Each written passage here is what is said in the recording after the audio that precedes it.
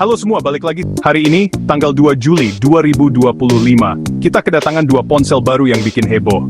Namanya Oppo Reno 14 Pro dan Vivo V50 Pro. Keduanya datang dengan janji-janji manis. Mereka bilang punya kamera canggih, performa kencang, dan desain yang keren banget. Tentu saja, sebagai penikmat gadget, kita jadi penasaran. Mana yang lebih bagus? Apakah klaim mereka benar adanya? Dua ponsel ini bersaing di kelas harga yang mirip, jadi pertarungannya pasti seru. Mereka sama-sama mau jadi raja di kelas menengah atas. Makanya, kita di sini mau bongkar tuntas keduanya. Oppo Reno 14 Pro melanjutkan tradisi seri Reno. Seri ini terkenal dengan kemampuan fotografinya, terutama untuk foto potret. Oppo selalu bilang portrait expert untuk seri Reno. Desainnya juga selalu jadi perhatian utama, tipis dan ringan. Kali ini, Oppo membekali Reno 14 Pro dengan chipset baru yang katanya lebih efisien dan kuat. Mereka juga meningkatkan sensor kameranya. Jadi ekspektasi kita cukup tinggi. Apakah Reno 14 Pro bisa memberikan hasil foto yang bikin kita kagum lagi? Kita akan lihat nanti. Oppo sepertinya sangat percaya diri dengan produk barunya ini, menargetkan pengguna yang suka tampil gaya dan hobi fotografi. Di sisi lain, ada Vivo V50 Pro. Vivo juga tidak mau kalah.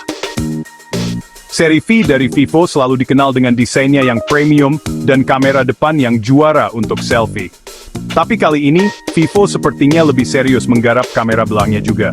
Mereka membawa teknologi stabilisasi gambar yang lebih canggih, yang mereka sebut Gimbal Stabilization 3.0.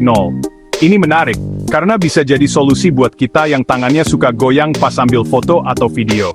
Selain kamera, Vivo V50 Pro juga mengandalkan layar yang super cerah dan performa yang bisa diandalkan untuk berbagai kebutuhan, dari main game sampai multitasking berat. Jadi, kita punya dua kontestan yang sama-sama kuat, Oppo dengan jagoan potretnya, dan Vivo dengan jagoan stabilisasinya. Keduanya punya daya tarik masing-masing. Pertanyaannya sekarang, mana yang harus dipilih? Apakah kamu tim Oppo atau tim Vivo? Tenang, jangan bingung dulu. Di artikel ini, kita akan bandingkan semuanya secara langsung. Mulai dari desain yang kelihatan mata, sampai performa mesin di dalamnya. Tujuannya cuma satu, biar kamu nggak salah pilih ponsel idaman. Yuk, kita mulai saja perbandingannya. Mari kita mulai dari yang paling kelihatan, yaitu desain dan layar. Oppo Reno 14 Pro hadir dengan bodi yang sangat tipis dan ringan. Rasanya nyaman sekali dipegang. Bagian belakangnya menggunakan material kaca dengan finishing matte yang tidak gampang kotor karena sidik jari. Pilihan warnanya juga elegan, cocok buat yang suka tampil modis. Layarnya sendiri berukuran 6,7 inci, menggunakan panel AMOLED dengan resolusi tinggi. Warnanya sangat hidup dan tajam, enak buat nonton film atau sekadar scroll media sosial. Layarnya juga sudah mendukung refresh rate 120 Hz, jadi gerakannya terasa sangat mulus. Sekarang kita lihat Vivo V50 Pro. Desainnya juga tidak kalah mewah. Vivo menggunakan bingkai metal yang kokoh dengan punggung kaca yang bisa berubah warna saat terkena cahaya. Ini jadi ciri khas seri V yang selalu keren. Bodinya sedikit lebih tebal dari Reno 14 Pro, mungkin karena ada sistem gimbal di kameranya. Layarnya juga sama-sama 6,7 inci, AMOLED dengan refresh rate 120 Hz. Kualitasnya 11-12 dengan Oppo, sama-sama bagus. Kecerahan layarnya sedikit lebih tinggi, jadi mungkin lebih nyaman dipakai di bawah sinar matahari langsung. Keduanya punya layar lengkung di sisi kiri dan kanan, yang menambah kesan premium. Untuk urusan performa, disinilah mulai ada perbedaan. Oppo Reno 14 Pro ditenagai oleh chipset MediaTek Dimensity 9400. Chipset ini sangat kencang dan efisien, cocok untuk main game berat sekalipun. Dipadukan dengan RAM 12 GB, semua aplikasi bisa berjalan lancar tanpa ada lag. Untuk penggunaan sehari-hari, jelas lebih dari cukup. Buka banyak aplikasi sekaligus tidak akan jadi masalah. Sistem operasinya, ColorOS juga semakin matang dan punya banyak fitur kustomisasi yang berguna. Jadi buat yang butuh kecepatan, Oppo ini pilihan yang sangat kuat. Vivo V50 Pro memilih jalan yang sedikit berbeda. Mereka memakai chipset Snapdragon 8S Gen 3. Chipset ini juga sangat powerful, tapi fokusnya lebih ke efisiensi daya dan pengolahan gambar yang canggih. Performanya untuk gaming juga mantap, tapi mungkin sedikit di bawah Dimensity 9400 dalam skor benchmark. Tapi dalam penggunaan nyata, perbedaannya tidak akan terlalu terasa. Vivo juga memberikan RAM 12GB. Soal baterai, keduanya punya kapasitas yang mirip, sekitar 4800 mAh. Tapi kecepatan pengisian dayanya beda. Oppo unggul dengan 100 watt SuperVOOC, sementara Vivo di 80 watt flash charge. Keduanya sama-sama cepat, tapi Oppo sedikit lebih ngebut.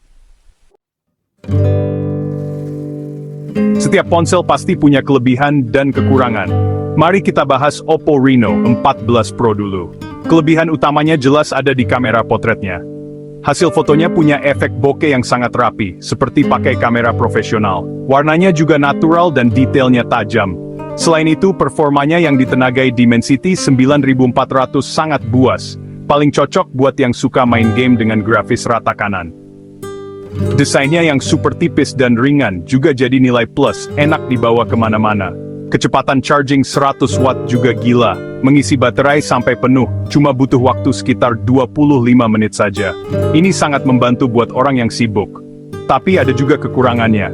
Meskipun kamera utamanya jagoan potret, kamera pendukungnya seperti ultra wide dan telefoto terasa standar saja. Hasilnya bagus, tapi tidak seistimewa kamera utamanya. Ini mungkin jadi pertimbangan buat yang suka foto pemandangan atau zoom jarak jauh. Selain itu, karena bodinya yang sangat tipis, beberapa orang mungkin merasa ponsel ini sedikit rapuh. Jadi harus lebih hati-hati dalam pemakaian atau wajib pakai case. Sistem operasinya ColorOS, meskipun kaya fitur, terkadang masih ada aplikasi bawaan atau bloatware yang tidak bisa dihapus, dan mungkin sedikit mengganggu bagi sebagian pengguna. Sekarang giliran Vivo V50 Pro. ProOS kelebihan paling menonjol adalah sistem stabilisasi gimbal di kamera utamanya. Ini membuat hasil rekaman video jadi sangat stabil, mulus seperti pakai alat tambahan. Cocok banget buat yang suka bikin konten video atau vlogging. Kualitas fotonya juga sangat bagus, terutama dalam kondisi kurang cahaya. Warnanya cenderung lebih cerah dan hidup, khas Vivo. Desainnya yang bisa berubah warna juga unik dan menarik perhatian.